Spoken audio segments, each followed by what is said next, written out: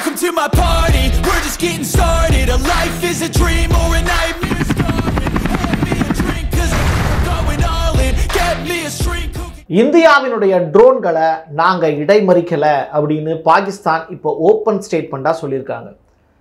இடைமறிக்காம இருந்தது அப்படின்னா அதற்கான காரணங்கள் என்ன, எங்களால் தடுக்க முடியாமல் இல்லை, ஏன் நாங்கள் அதை செய்யாமல் இருக்கோம் அப்படிங்கிறதுக்கான விளக்கம் ஒன்று பாகிஸ்தான் கொடுத்துருக்காங்க.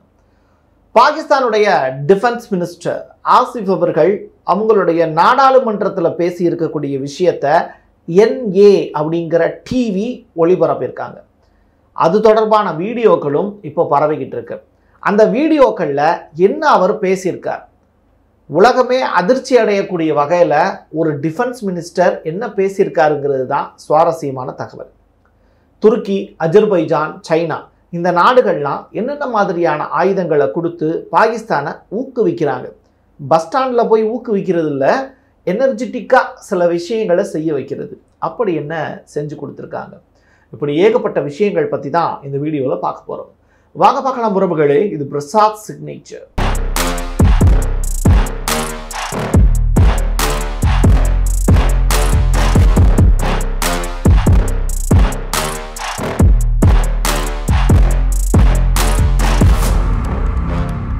இந்தியாவில் ஓவர் நைட்டில் அவங்க எந்தெந்த இடத்துல தாக்குதல் நடத்தலாம் அப்படிங்கிறத இந்தியன் கவர்மெண்ட்டு, இந்தியன் ஆர்மி இப்போ மோப்பம் பிடிச்சிருக்காங்க.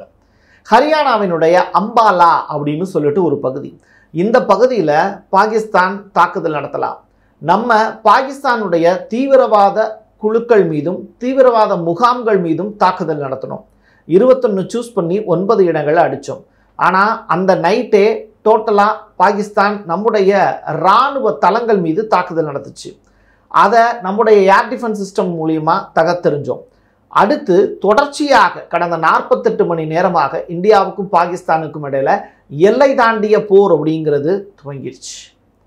இப்படிப்பட்ட நேரத்தில் பாகிஸ்தான் நம்முடைய எந்தெந்த இடங்கள் மீது தாக்குதல் நடத்தலான்னு இந்தியா தீர்மானிச்சிருக்கு. ஒரு இரவு அப்படிங்கிறது 12 மணி நேரம். அந்த 12 மணி நேரத்தில் என்னன்னாலும் நடக்க வாய்ப்பு இருக்குது. இன்று இரவும் பாகிஸ்தானும் இந்தியாவும் நம்மெல்லாம் நிம்மதியாக தூங்க போகிறோம், ஆனால் இராணுவ வீரர்கள் தூக்கம் இல்லாமல் கண் விழித்து நமக்காக சேவையாற்ற தயாராகி கொண்டிருக்கிறார்கள்.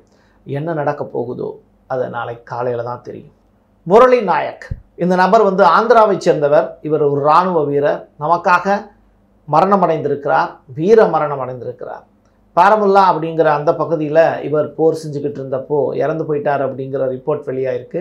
ஜம்மு காஷ்மீர் ஏரியாவில் இவர் பாகிஸ்தானுடைய வீரர்களை எதிர்த்து சண்டையிட்டு வீரமரணம் அடைந்திருக்கிறார். அன்னாருக்கு வீர வணக்கங்களையும் பிரசாத் சிக்னேச்சர் சார்பாக தெரிவித்துக் கொள்கிறோம். இவர் நம்ம பக்கத்து மாநிலமாக இருக்கக்கூடிய ஆந்திராவை சேர்ந்தவர். இந்தியாவினுடைய ட்ரோன்களை நாங்கள் இடைமறிக்கலை. அதுக்காக காரணமாக பாகிஸ்தான் சொல்லக்கூடிய விஷயம், நாங்கள் இருக்கிற இடம் இந்தியாவுக்கு தெரிஞ்சிரும் அப்படின்னு சொல்கிறாங்க. என்ன இது புதுசாக இருக்குல்ல? இந்தியா மோப்பம் பிடிக்கிறதுக்காகவே ட்ரோன்களை அனுப்பிச்சிருந்தாங்க. பாகிஸ்தானும் அதே மாதிரி இந்தியாவினுடைய வெவ்வேறு இராணுவ தளங்களை மோப்பம் பிடிக்கிறதுக்காக அவங்களும் ட்ரோன்களை அனுப்பிச்சாங்க. இப்போது இந்த ட்ரோனை எந்தெந்த இடத்துல இருந்து அட்டாக் பண்ணுறோம் அப்படிங்கிறத அவங்களுடைய சென்சார் வாட்ச் பண்ணும். அப்படி இருக்கும்போது பாகிஸ்தானுடைய இராணுவ தலைவர்கள், பாகிஸ்தானுடைய மிக முக்கியமான தலைகள் எந்தெந்த இடத்துல இருக்காங்க அப்படிங்கிறத ட்ரோன்கள் அதில் இருக்கக்கூடிய சிசிடிவி கேமரா மூலியமாக கேப்சர் பண்ணும். ஸோ இப்படிப்பட்ட விஷயங்கள் இருக்கிறதுனால இந்தியா அனுப்பிய ட்ரோன்களை நாங்கள் இடைமறித்து தாக்கவில்லை அப்படிங்கிற ஸ்டேட்மெண்ட்டை பாகிஸ்தானுடைய டிஃபென்ஸ் மினிஸ்டர் சொல்லியிருக்கார். அது மட்டும் கிடையாது, அவர் பாகிஸ்தானுடைய NA டிவியில் ஒளிபரப்பப்பட்ட விஷயங்கள், நாடாளுமன்றத்தில் நடந்த நிகழ்வுகளை அவங்க சொல்லியிருந்தாங்க. அந்த வகையில் பாகிஸ்தானுடைய டிஃபென்ஸ் மினிஸ்டர் சொல்லியிருக்கக்கூடிய விஷயங்கிறது உலகத்திற்கே ரொம்ப ஷாக்கான ஒரு செய்தி.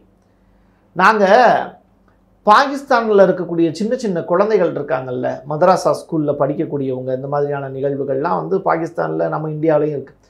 குழந்தைகளை கூட நாங்கள் போரில் ஈடுபடுத்துவதற்கு தயக்க மாட்டோம், அவங்களும் போர் பண்ணுவாங்க அப்படிங்கிற ஸ்டேட்மெண்ட்டை சொல்லியிருக்காரு.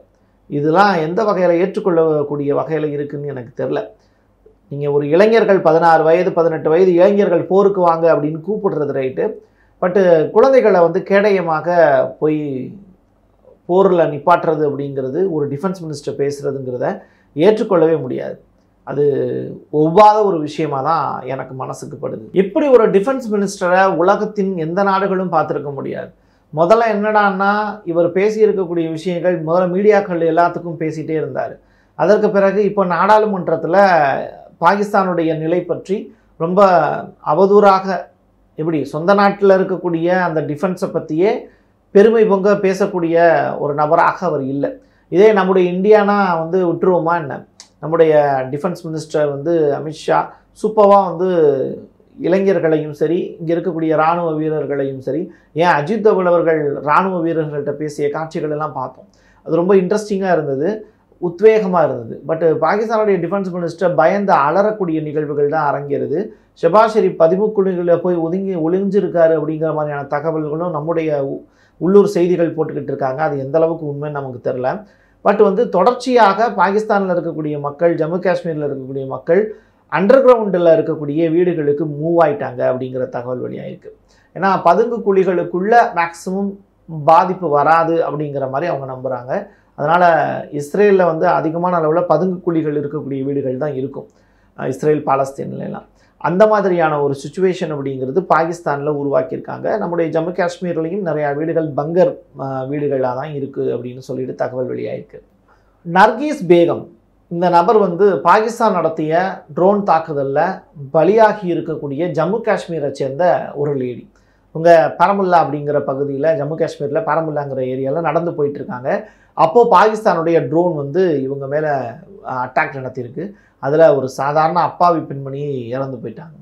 ஸோ இந்தியா தரப்புலையும் 2 இராணுவ வீரர்கள் இறந்து போயிருக்காங்க. ஒரு சாதாரண பொதுமக்களில் ஒரு பெண் வந்து இறந்து போயிருக்காங்க. நம்முடைய இராணுவம் சைடில் ஏகப்பட்ட முயற்சிகள் நம்ம எடுத்தால் கூட இழப்புகளை தவிர்க்க முடியாது. 1, 2 அப்படிங்கிற இப்போ இருக்கிற லிஸ்ட்டு நான் பின்ன போர் முடியும் போது 100, 150 அப்படிங்கிற அளவுக்கு கூட போகலாம். ஸோ அதனால் போர் அப்படிங்கிறது நிரந்தர தீர்வு அல்ல. ஆனால் எதிரியை நம்மளை விட வலுவாக இருக்கிறான் அப்படின்னாலும், அவனை எளிமையாக வீழ்த்த முடியும் அப்படின்னாலும் இங்கே போர் செஞ்சாக வேண்டிய சூழல் இப்போதைக்கு இருக்குது. பாகிஸ்தான் வந்து வேணும்னே தங்களுடைய வான்பரப்பை க்ளோஸ் பண்ணாமல் இருக்காங்க, சிவிலியன்ஸ் வந்து போகக்கூடிய விமானங்களை அனுமதிக்கிறாங்க அப்படின்னு இந்தியா வந்து பழி போட்டிருக்கு. இதை சொன்னது யார் அப்படின்னா, விங் கமாண்டர், இப்போ இந்த 2 லேடியில் வந்து பேசினாங்கல்ல, வியோமிகா சிங், அவங்க இந்த ஸ்டேட்மெண்ட்டை சொல்லியிருக்காங்க. ஸோ மறுபடியும் ஒரு ப்ரெஸ் மீட்டை ஆர்கனைஸ் பண்ணியிருந்தது இந்தியா. அதில் வியோமிகா சிங் சொல்லியிருக்கக்கூடிய விஷயம், பாகிஸ்தான் நம்முடைய ட்ரோன்கள் வந்து பாகிஸ்தானுடைய வான்பரப்பில் போராக போய் வந்து அங்கே இருக்கக்கூடிய இராணுவ நிலைகளையோ அங்கே இருக்கக்கூடிய தீவிரவாத முகாம்களையோ அட்டாக் பண்ணுறதுக்காக நம்ம அனுப்பும்போது சிவிலியன் விமானங்கள் வந்து உள்ளே என்ட்ராச்சு அப்படின்னா, அதன் மீது தாக்குதல் நடத்தப்பட்டதுன்னா உலகளாவிய அளவில் பாகிஸ்தானுக்கான அந்த இறக்கம் அப்படிங்கிறது பாகிஸ்தான் மேலே அந்த பார்வைங்கிறது திரும்பிடும். இப்படிப்பட்ட நாசகரமான வேலையை, மக்களை பலி கொடுக்கக்கூடிய வேலையை பாகிஸ்தான் வந்து தன்னுடைய வான்பரப்பில் வந்து விமானங்கள் பறக்கலாம், சிவிலியன் விமானங்கள் பறக்கலாம் அப்படின்னு அறிவிப்பு கொடுத்துருக்கு அப்படின்னு வியோமிகா சிங் வந்து குற்றம் சுமத்துறாங்க. அது மட்டும் இல்லை, லே முதல் இந்த சக்ரீக் அப்படின்னு சொல்லிட்டு அந்த பகுதி வர சுமார் 36 பகுதியை தாக்குவதற்கு 300லேருந்து 400 ட்ரோன்களை வந்து பாகிஸ்தான் வந்து ஏவிருக்கு. இதான் நம்முடைய ஏர் டிஃபென்ஸ் சிஸ்டம் தடுத்து நிப்பாட்டியிருக்கு. துருக்கியினுடைய அசிஸ்காட் ஷாங்கார் அப்படிங்கிற ட்ரோன்களை பாகிஸ்தான் பயன்படுத்தியிருக்காங்க. அஜர்பைஜான்கிட்ட இருந்து ஆயுதங்கள் வாங்கியிருக்காங்க, சீனா கிட்ட இருந்து ஆயுதங்கள் வாங்கியிருக்காங்கன்னு நம்முடைய விங் கமாண்டர் வியோமி சிங்கோடு சேர்ந்து குரோஷியவர்களும் இந்த ப்ரெஸ் மீட்டில் சொல்லியிருக்காங்க. ஒட்டுமொத்தமாக பார்க்கும்போது பாகிஸ்தானும் ட்ரோன்களை அதிக அளவில் பயன்படுத்தி சாகசங்களை நிகழ்த்தியிருக்காங்க. இந்தியாவும் அதிக அளவிலான சாகசங்களை பாகிஸ்தான் தரப்பில் செஞ்சு காட்டியிருக்காங்க. எது எப்படியாக இருந்தாலும் வெல்லப்போவது இந்தியாவாக இருக்க வேண்டும். இந்தியர்கள் தான் ஒட்டுமொத்த உலகத்தையுமே இன்றைக்கி ஆண்டுக்கிட்டு இருக்கோம் அப்படிங்கிறது. நம்முடைய ஜிடிபி க்ரோத் வந்து இப்போ டெவலப் ஆகிட்டு இருக்கு. அதே நேரத்தில் ஸ்டாக் மார்க்கெட்டும் இப்போது வீழ்ச்சி நிலையிலிருந்து ஹை ரேஞ்சுக்கு போயிட்டுருக்கு. அமெரிக்க டாலருக்கு நிகரான இந்திய ரூபாயின் மதிப்பு 87 அப்படிங்கிற அந்த அளவிலேயே இருக்குது. இதுவே நமக்கான வெற்றியாக தான் பார்க்க முடியும். தொடர்ச்சியாக நடக்கக்கூடிய நிகழ்வுகளை தெரிஞ்சுக்கணுன்னா பிரசாத் சிக்னேச்சரோடு இணைந்திருங்கள். என் கையெழுத்து என் மக்களுக்கான உறவுகளே. மீண்டும் ஒரு பதிவில் சந்திக்கலாம். நன்றி, வணக்கம். நீங்கள் நம்ம சேனலுக்கு விளம்பரம் கொடுக்க விருப்பப்பட்டீங்கன்னா 9449359594 இந்த நம்பருக்கு காண்டாக்ட் பண்ணுங்கள்.